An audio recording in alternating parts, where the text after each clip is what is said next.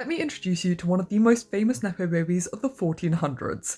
This is George, Duke of Clarence. And if you're a lover of all things history, then don't forget to follow along. George is the lesser known sibling of Kings Richard III and Edward IV. I also can't put into words how much I hate this guy. If George has zero haters, then I am dead. George was born on the 21st of October 1449. George was the ninth child and the third surviving son of Richard, Duke of York, and his wife Cecily Neville. When George was just 6 years old, England descended into civil war, with George's father, Richard, Duke of York, and his Neville allies on one side, and King Henry VI and his Lancastrian allies on the other. The Civil War would later go on to become known as the Wars of the Roses. In 1459, George, along with his mother, his sister Margaret, and his younger brother Richard, were in Ludlow when his elder male relatives had to flee and the royal army sacked the town. Despite the fact that his father returned and was declared heir to the English throne, Richard, Duke of York, was killed at the Battle of Wakefield in 1460, along with George's elder brother Edmund, Earl of Rutland. Certain about what was going to happen next, Cecily sent her two young sons, George and Richard, into exile to Burgundy. However, later the same year, George's 18-year-old brother, Edward IV, defeated the Lancastrians at the Battle of Towton, making himself the first Yorkist king. At the age of 11, George was now the heir to the English throne. To mark his new status, he was made the Duke of Clarence on the 29th of June, 1461. Fortunately, all of this power went to George's head. Because the thing about George is he was pretty useless, but he expected everything to be handed to him on a plate. In 1469, against the express orders of his brother Edward, George secretly married Isabel Neville. George then joined the Earl of Warwick in open rebellion against the king. It was actually George and not Richard III who started the rumour that Edward was illegitimate. George and Warwick were able to capture Edward and they did make a play for the throne. However, nobody wanted George to be king, so Edward had to be released. Despite the fact that George had helped to kill the father and brother of the Queen, as well as the Earl of Pembroke, George was welcomed back with open arms. George betrayed his brother again the following year, and he and Warwick rebelled and put Henry VI on the throne of England. However, realising there was little place for himself in a Lancastrian England, George was once again reconciled with his brothers. George's luck eventually ran out in 1477, and 4 months after the death of his wife, he had one of her ladies arrested, tried in a kangaroo court, and executed. It was also found that George's astrologers were predicting the death of King Edward IV and his eldest son, Edward, Prince of Wales. Giovanni Borgia, it is his death and not his life that George is best remembered. On the 18th of February 1478, George was executed in the Tower of London. There is no official explanation for how George actually died. However, tradition has it that George was drowned in a vat of Malmsey wine, and some of those stories even claim that he was the one who requested to die in this manner. It is the death of George, Duke of Clarence, that is believed to have led to the souring of the relationship between the Woodvilles and Richard, Duke of Gloucester, because the Queen was widely believed to have played a large role in George's downfall.